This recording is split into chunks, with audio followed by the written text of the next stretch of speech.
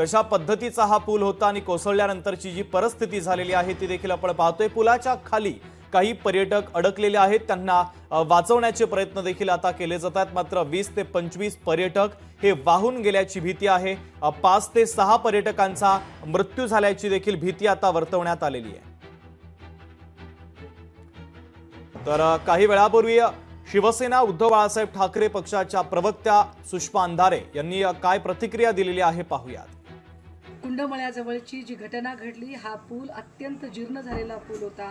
ग्रामस्थांनी वारंवार नवीन पुलाची मागणी केली होती, मात्र लोकप्रतिनिधींनी ही मागणी साफ धुडकावून लावली। लोकप्रतिनिधींना या सगळ्या जीवांशी काही फारसं घेणं देणंच जणू नाही, अशी काहीशी परिस्थिती निर्माण झालेली।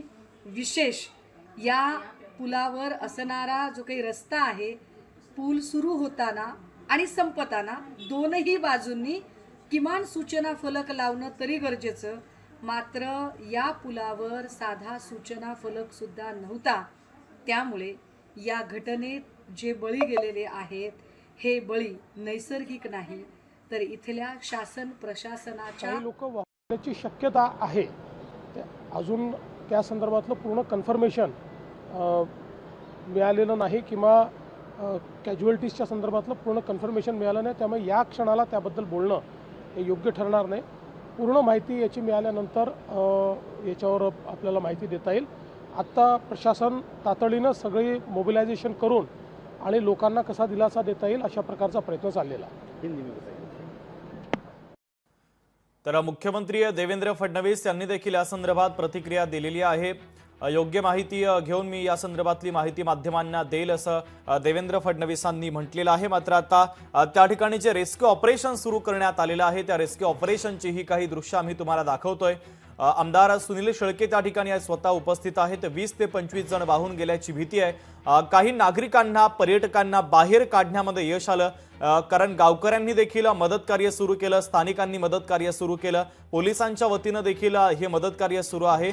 आणि ही दृश्य देखील आपण पाहतोय, पाण्याचा प्रवाह देखील जोरदार होता आणि त्या पुलावर 100 पेक्षा अधिक पर्यटक एकाच वेळी उपस्थित होते आणि त्यामुळे हा पूल कोसळलेला आहे। अनेक वर्ष जुना हा पूल होता, त्या पुलाची क्षमता एवढी सुद्धा नव्हती, तरी देखील क्षमतेपेक्षा जास्त पर्यटक पुलावर उपस्थित होते आणि त्यामुळे वजन जास्त झालं, पर्यायी पूल कोसळलेला आहे। त्यामुळे ही मोठी दुर्घटना घडली। खालून नदीचा पाण्याचा प्रवाह देखील जोरात सुरू होता आणि यामध्ये 20 ते 25 जण वाहून गेलेले आहेत।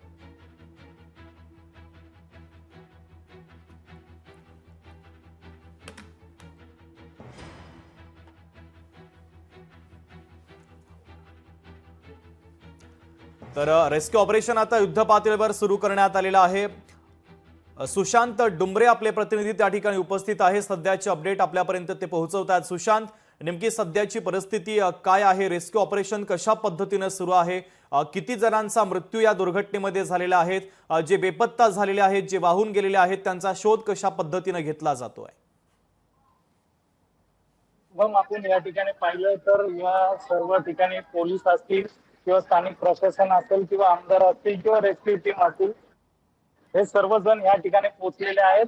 आणि हा जो आपण आता दृश्यांमध्ये पाहतोय, हा तो पूल आहे ज्या पुलावरती अनेक पर्यटक त्या ठिकाणी उभे होते आणि हा पूल कोसळला आहे आणि यामध्ये अनेक जण वाहून गेल्याची देखील शक्यता इथं वर्तवली गेली होती। आणि आता जी माहिती समोर येते, यामध्ये 2 जणांचा जो आहे तो मृत्यू झालेला आहे आणि इतर 7 जणांना जे आहे ते वाचवण्यात यश आलेले आहे। एक महिला जी आहे ती देखील वाहून जात होती, तिला देखील रेस्क्यू टीमने वाचवलेलं आहे। आणि आपण आता पाहिलं तर रेस्क्यू टीम जी आहे या ठिकाणी दाखल होऊन या ठिकाणी बचाव कार्य